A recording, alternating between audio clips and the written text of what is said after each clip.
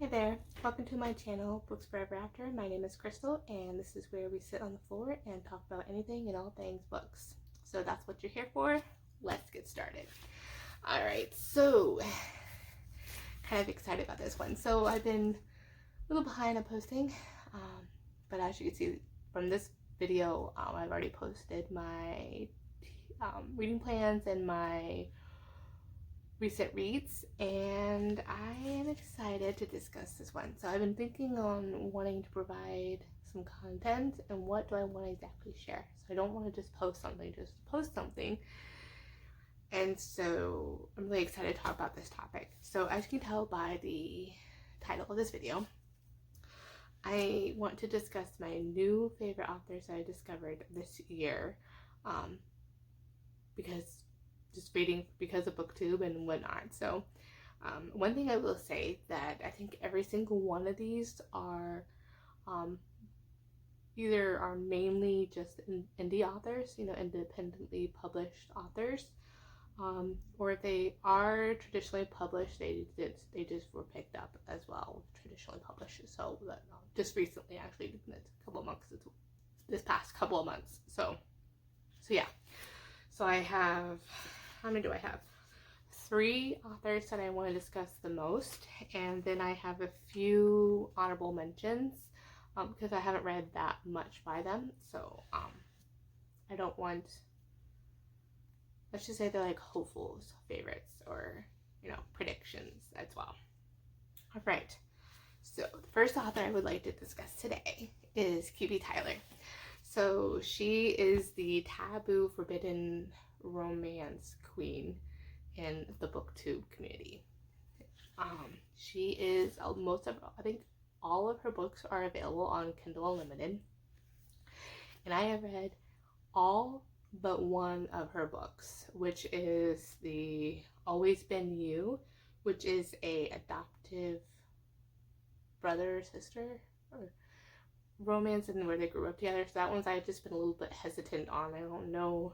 I know she could probably make me like any kind of forbidden romance, but I still, that one's like my boundary. I don't know if that's gonna not be there for my boundary. So that's the only one that I'm like a little tempted on not to read.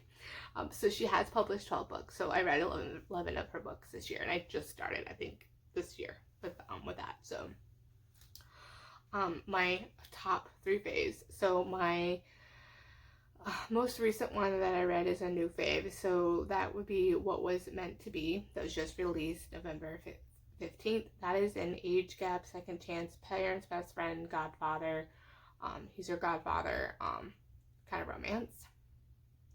Love Unexpected, and this is where she gets me. She got me. I don't know how she did it with her writing, but she made me like feel the angst and feel this relationship and be like okay with it. I don't know how.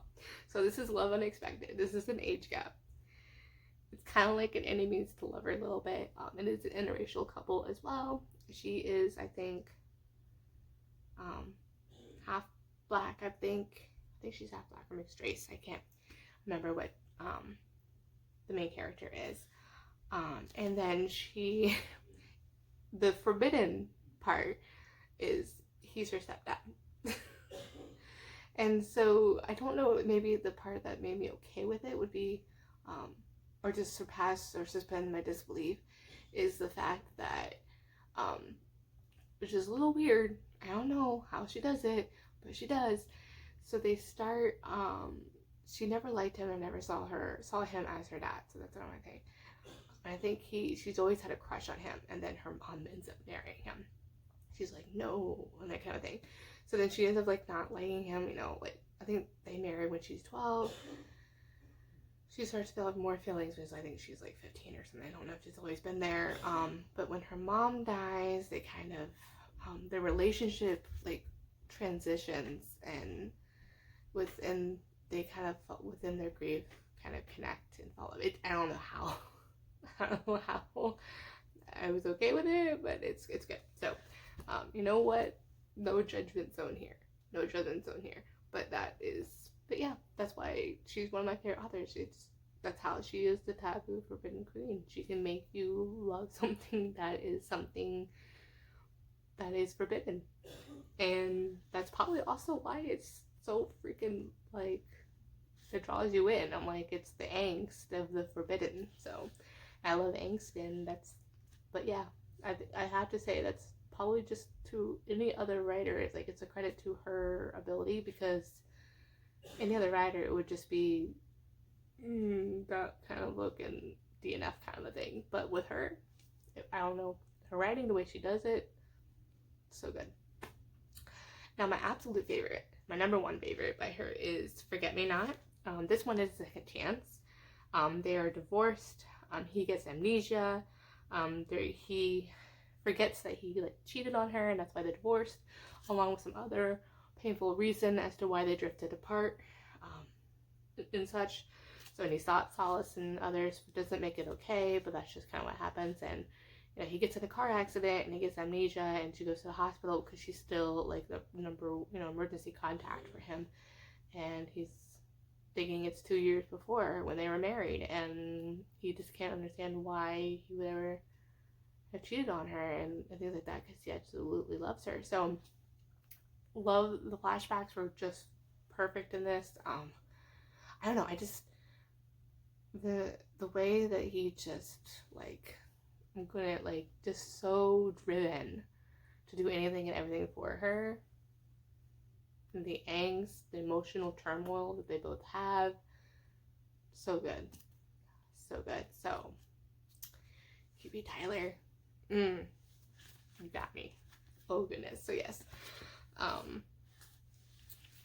yeah, just love it.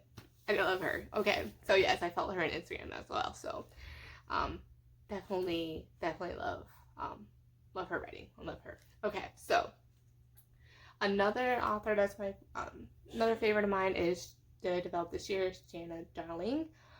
She has written 22 books. I've only read 4 series duets, so a total of 9 books. So almost half of her books. The majority of her books is the Fallen series, which I have not started. That is an MC romance, so that is like a motorcycle club romance, and I'm not sure if I would like it. So, but I definitely want to start. I want to read it. Start reading the series. That is one of her popular series, and the people that I follow on BookTube, Peaceful Books, Jen from the Book Refuge, I believe, Crystal's Bookish Life. So many people, I think, love her books in here, so I know I will enjoy it too. And I know she's supposed to be releasing another book that's anticipated, but I think it's because her Instagram is not active right now.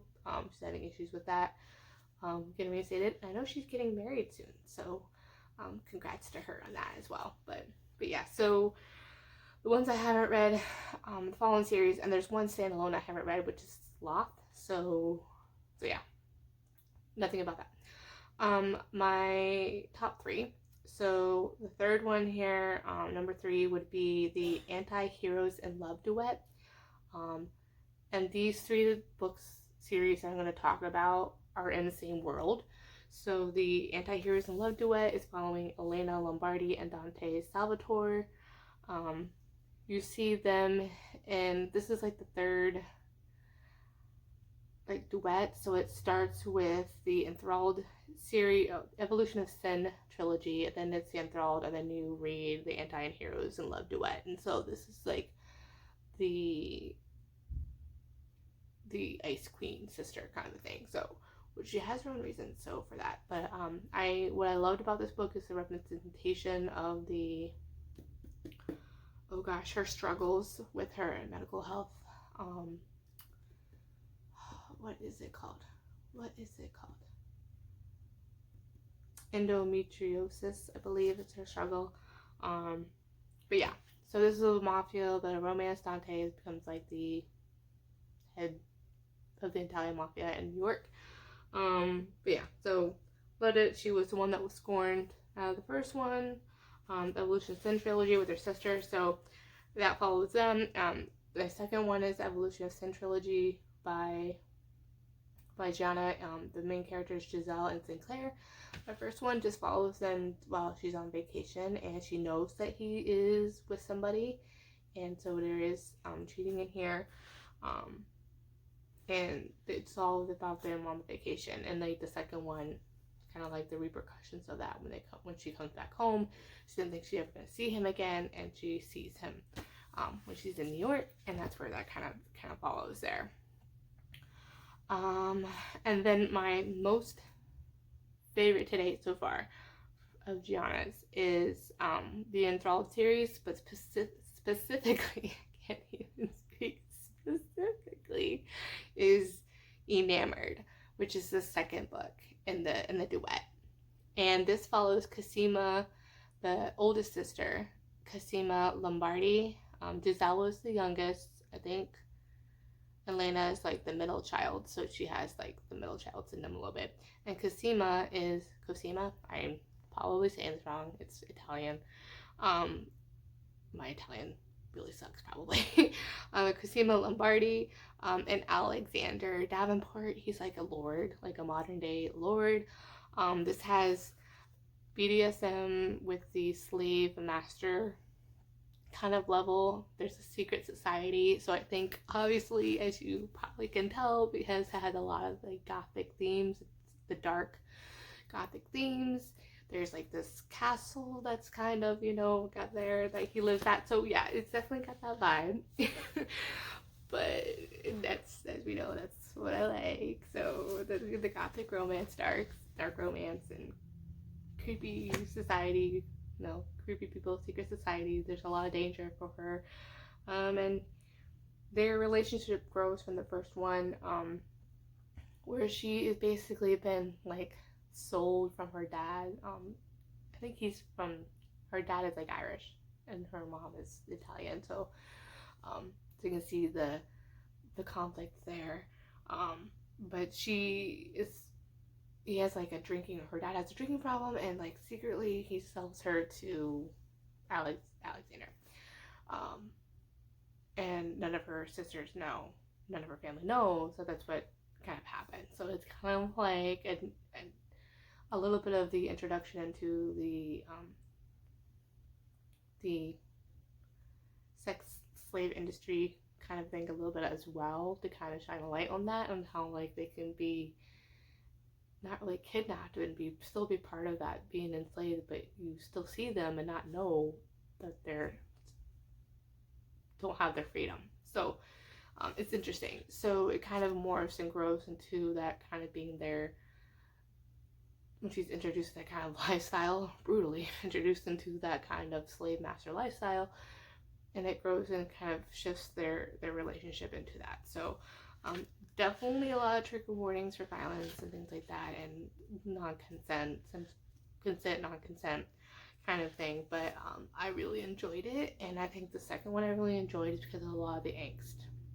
That to be separated and things like that, and the angst, and when they meet on the rooftop scene, if you know, you know. Oh my gosh, that scene, that made my heart hurt so bad, and all the angst and the emotional turmoil, and so definitely that is why Giana is one of my new favorite authors this year, just because of that book alone and the potential for her other works as well. So definitely loved it, and I love those series as well. Next is Sara Cate.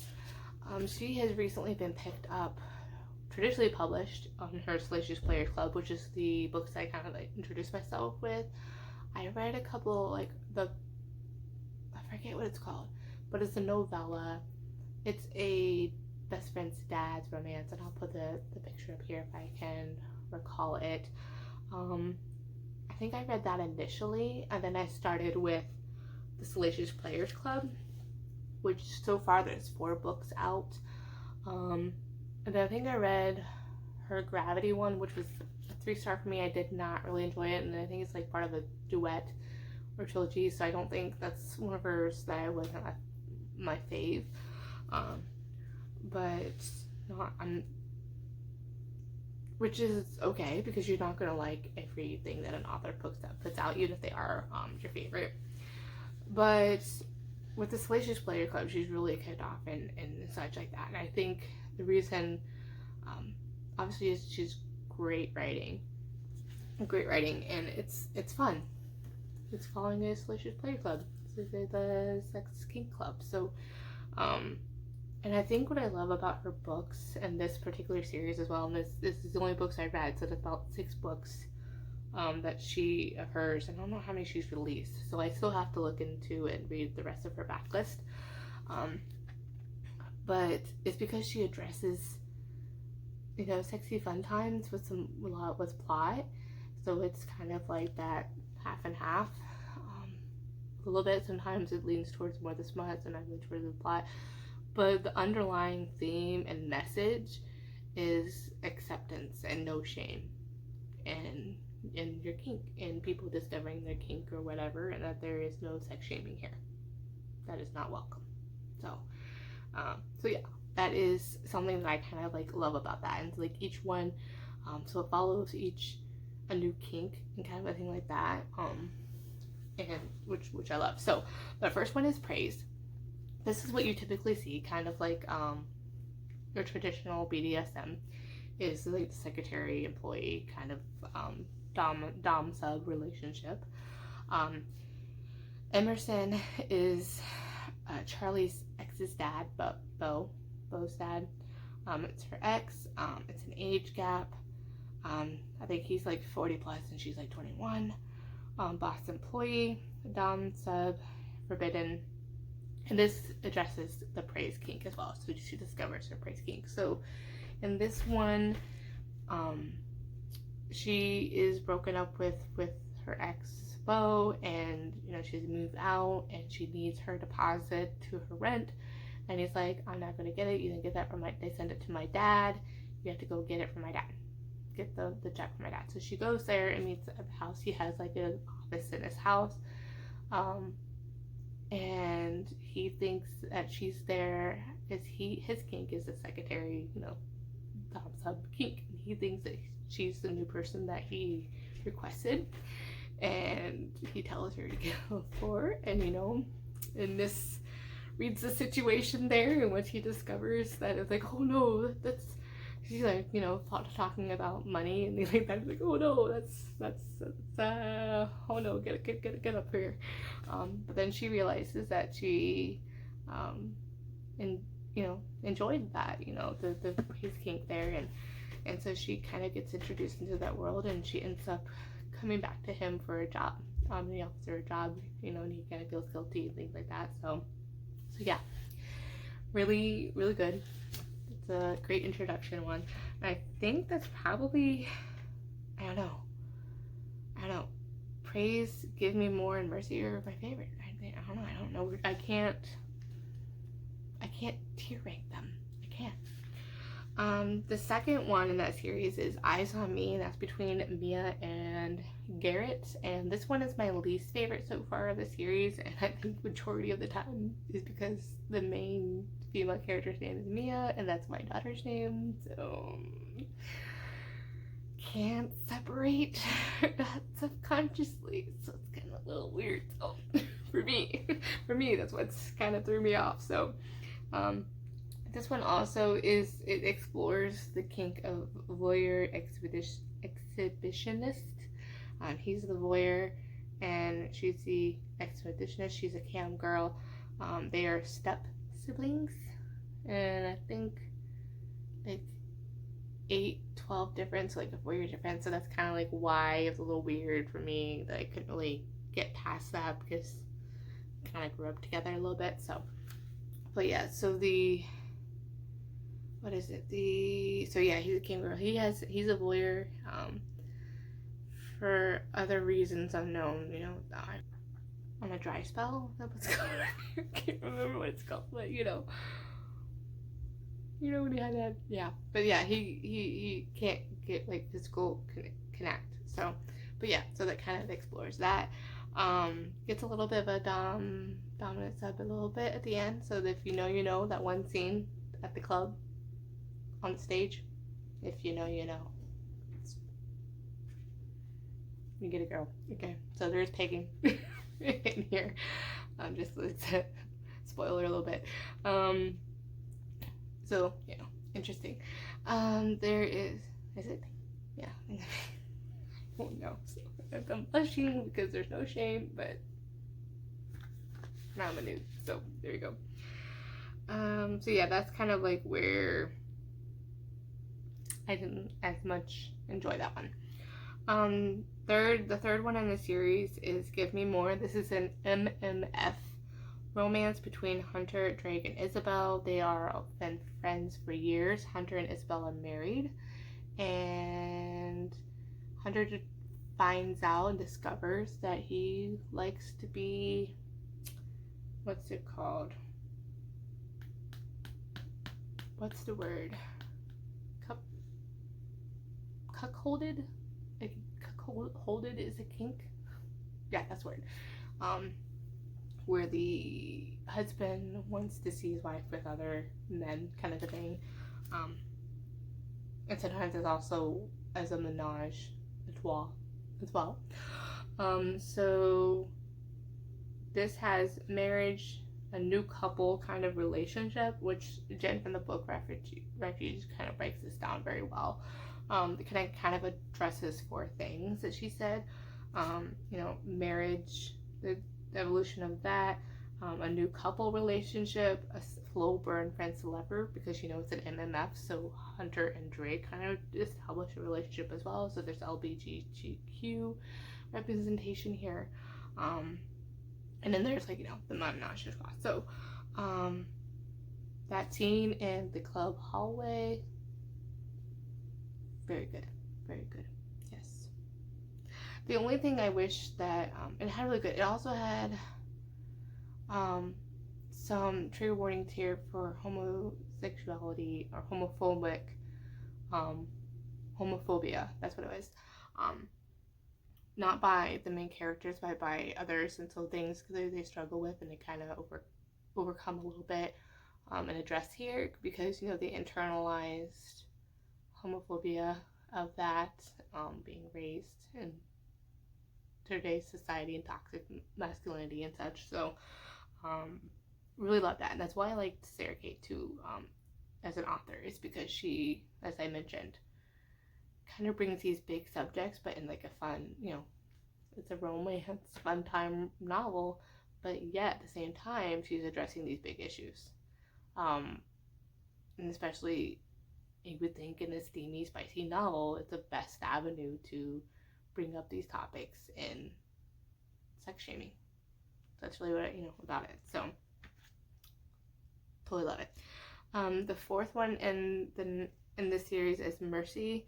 This is between Beau from the first one and Maggie, Emerson, one of Emerson's partners, that owns the club. I think she's the PR person. I can't recall. And this kind of is a very mirror image to book 1, because this is where Beau and Maggie kind of meet off of the app, which is kind of cool. And it also brings it full circle because it's not, and you don't really see this in spicy novels to begin with, but where the woman is the dominant one and the male is his sub. And this is kind of makes sense as to why Charlie and Beau didn't work in the first one, because they're both submissives. So it kind of it brings that enlightenment into your relationships, because sometimes you can connect. If you don't connect on that level, it's another level or layer in that relationship. You may not, survive. Your relationship may not survive. So that's what I really liked in that, addressing that as well.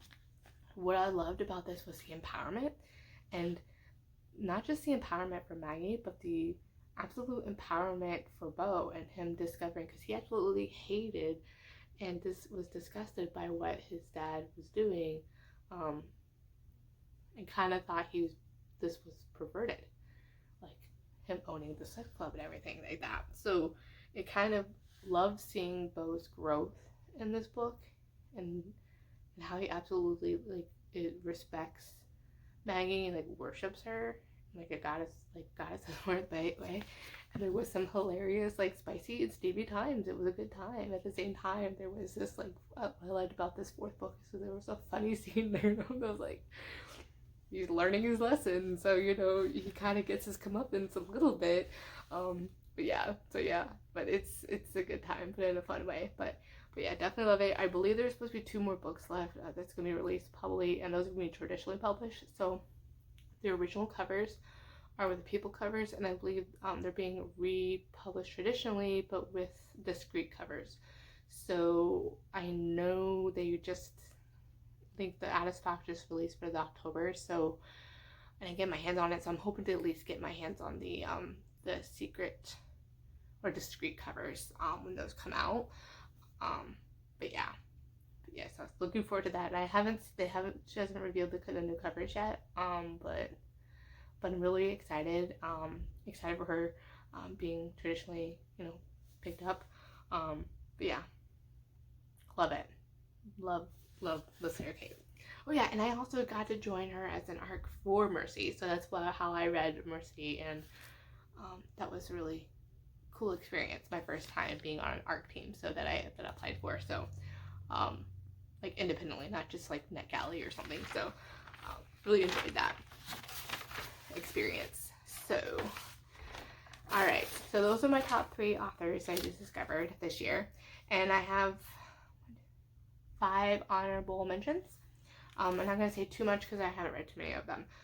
So Amanda Bouchet, which I just talked about in my wrap up in my TBR before, but I've only read 2 of her books. I do want to read her historical romance novels. I only read her 2 fantasy books, which is the first 2 in the Kingmaker Chronicles. Loved it. She has great writing, great descriptions. Love the banter. The first one wasn't as my favorite because I felt like they didn't have as much angst or so. Came together too quickly for me, especially with the 4-book series. But that's just a personal preference. I just like a little bit more angst, and I did love the banter, and so it was great. But yeah, so a new discovered me author. I see her being as an auto-buy person, and I look forward to picking up her historical romance novels as well. Definitely love her. Alright, so Joanna Shupe is my next one. So I recently discovered her. I've only read, as I mentioned before, same thing with Amanda Bouchet. I read her 2 books in the Fifth Avenue Rebels series, so that's a historical romance. She writes mainly Golden Age era in the United States, America, in the late 1800s. Romances, which I like because not a lot of people do that. Mainly historical romances in the Regency period, Bridgerton. But yeah, so definitely love her writing. Again, banter, love it. And she has made me laugh out loud as well. And I love that, combining the steamy, spicy with the sweet, wholesome angst at the same time, and the banter and the communication. I mean, give me it all. Alright. Next is Kennedy Ryan. I've only read 1 book by her. She is originally an independent release author. I know she's released, I think it's called Hoop, like sports romance. I can't recall. And like the real, it's like very emotional, angsty. So she is a more like a modern rom-com author, but not your typical rom-com. So the contemporary romance. She writes a lot of emotional. I don't want to compare her to Nicholas Sparks because that's not fair. So there's more. I don't know. Just there's more to it. She has the book that I read is Before Lego, which just released, and I was able to snag an ARC off of NetGalley with that. But this, so far I can tell by her writing, is that it's emotional, addressing a serious issue or like some sort of representation. So like Before I Let Go, it's a divorced couple. They have grown kids. Second Chance, it addresses mental health and it also addresses grief. So all at the same time giving you spicy and angst, spicy seeming angst, but it's part of the plot. So it's not just spice there for spice's sake, so to speak. So that's why I really loved and enjoyed about it is so far. So I really am looking forward to reading more by her. I believe I saw an author interview that she had with Crystal's Bookish Life channel, and I will link it down below if I can find it, or in the cards. But she, I guess, is re-releasing these in different new covers as well, because it's been picked up as well. So Before I Let Go was like her first pickup, I think. I may be wrong. But she's also re-releasing some of her other ones being picked up traditionally, so which is really, really cool. So obviously that takes a lot longer time when you're an independent author. You can kind of, what I can see so far, you can publish a lot faster. So you can have more releases more often. With traditionally published, there's a lot longer time frame because you're marketing and other kind of things that kind of slow down the process. But yeah, definitely love her. She's also a POC author as well, so I love getting to read diverse authors, which QB Tyler is as well. So yeah.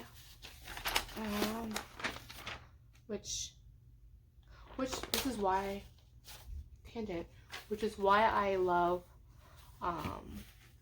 reading indie authors on Kindle Unlimited, because that's how get exposed to those different kind of authors that you don't normally see in mainstream publishing. All right, last two. This one is Catherine Downen. She seems to be a YA author, YA fantasy author. I also got her arc off of NetGalley. This is the Spellbound Lies that I recently read, and I've only read one, but this, I see potential in her being one of my favorite YA authors, who's also an independent author. So I really enjoyed this one. It was a Beauty and the Beast with a Jekyll and Hyde twist, which that is actually like the tagline for this book. So really, really good. Really enjoyed it. The only I liked the dynamics and the different dynamics in the relationship between the Beast Nick and Prince Niklaus. I really enjoyed the way she showcased that difference in that relationship, and all of them like kind of like doing like kind of like a mystery scavenger hunt, trying to find something, to help to break the curse. Really enjoyed that. And the only thing, the critique that I could find on, I didn't necessarily, that might be just being me thing, but the descriptions and the clothing, it was like with the jeans, every time all of a sudden just described wearing jeans and such like that, kind of threw me out with the modern clothing, but with the horse and carriage and things like that. But at the same time, it's a fantasy novel. It is what it is. It's just, I don't know, it just pulled me out of the story a little bit. So that's the only critique I could really find with that novel. It is a really big chunk. It was initially marketed as going to be a standalone, but I believe she's actually going to be releasing another, like it's going to be like a duet or trilogy. So yeah, which I think is actually releasing next September. Alright, and finally, Runyx. She is, I see a prediction as her being a new to me author that I'm going to love, as well as new to me author that I'm going to love, as well as Sophie Lark. So as I mentioned in my last video, I read her Gothicana, and it was like the perfect modern gothic romance, and I loved it. It's something you don't really see very often, and maybe a little bit in dark romance in indie author, but just like the traditional like gothic romance that you think of, that kind of like qualifies, so to speak, with that. Loved it. Balanced the creepy gothic feel, the atmosphere, but at the same time kind of gave you Jane Eyre vibes, but with steam and spice. and the writing melded very well together to where it balanced, where the spice wasn't just there, it was part of the story and kind of built the story as well, and the romance with the character. So A++, love her. And then another like honorable mention I want to throw in, because I just read Brutal Prince, and I am really anticipating her debut fantasy romance novel, Anastasia, and which it releases on December 6th. Sophie Lark. So she, I think, mainly writes like dark mafia romance novels, which is not my favorite, but I did read Brutal Prince and I did enjoy it. It just wasn't my cup of tea, so to speak, but I did laugh out loud. I loved it. So, but yeah, so that is just a me thing with a mafia romance, but at the same time, I still really, really enjoyed it for something a trope that I'm not really into.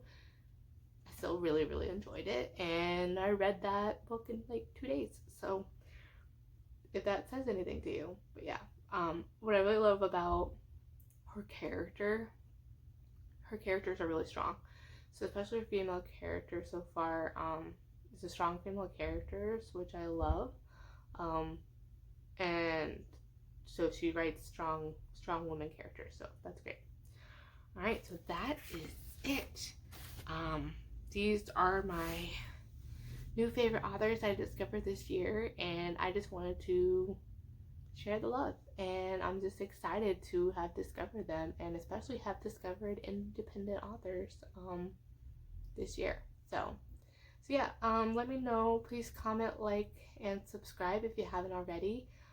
Let me know down in the comments if you if who your favorite authors are, and if these are one of your favorite authors, what is your favorite book by them?